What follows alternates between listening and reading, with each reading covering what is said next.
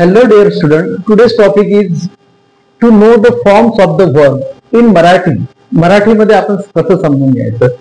Okay, forms of the verb मध्ये regular verb आणि दुसरं इररेग्युलर वर्ब.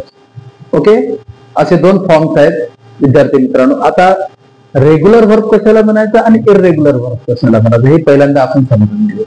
रेग्युलर वर्ब म्हणजे ज्या वर्बला बेस फॉर्म ऑफ द जे वर्ब असते त्याला V2 आणि V3 मध्ये ईडी प्रत्यय लागतो किंवा डी प्रत्यय लागतो किंवा टी प्रत्यय लागतो.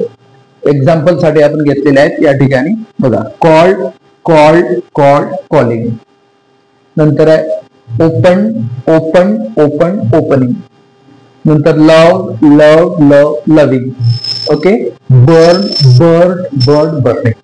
ओके, आणि इररेग्युलर वर्ब फॉर्म म्हणजे काय, ज्याच्यामध्ये तिन्ही फॉर्म मध्ये वेगवेगळे बदल होतात. जसं go, went, gone, going, eat, ate, eaten, eating, speak, spoke, spoken, speaking, take, took, taken, taking, give, gave, given, giving, see, saw, seen, seeing, write, wrote, written, writing. Okay, आणि याची मिनिंग आपण मराठीमध्ये जसं V1 मध्ये त ताती प्रत्यय लागतात, V2 मध्ये ल लाली प्रत्यय लागतात, V3 मध्ये पण ल लाली प्रत्यय लागतात आणि जिथं V4 आहे प्रेझेंट पार्टिसिपल म्हणतो आपण त्याला त प्रत्यय लागतात. फक्त जसं खात, जात, बोलत, घेत, देत, पाहत, लिहत, वाचत, हे मराठीमध्ये आपण ज्यावेळेस समजून घेऊ विद्यार्थी मित्रांनो त्यावेळेस आपल्याला इंग्लिश स्पीकिंग ज्याला म्हणतो आपण हे चांगल्या प्रकारे समजेल. Okay, so regarding this forms of the verb we have made 2 videos regarding this, but this video is very important because जसं या ठिकाणी मी वाक्य जर घेतलं, समजा मी शाळेत जातो तर I go to school.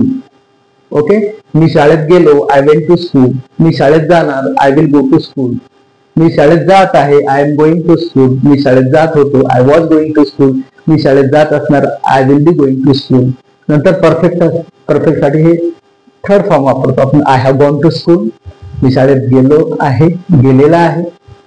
I had gone to school, मी शाळेत गेलेला होतो.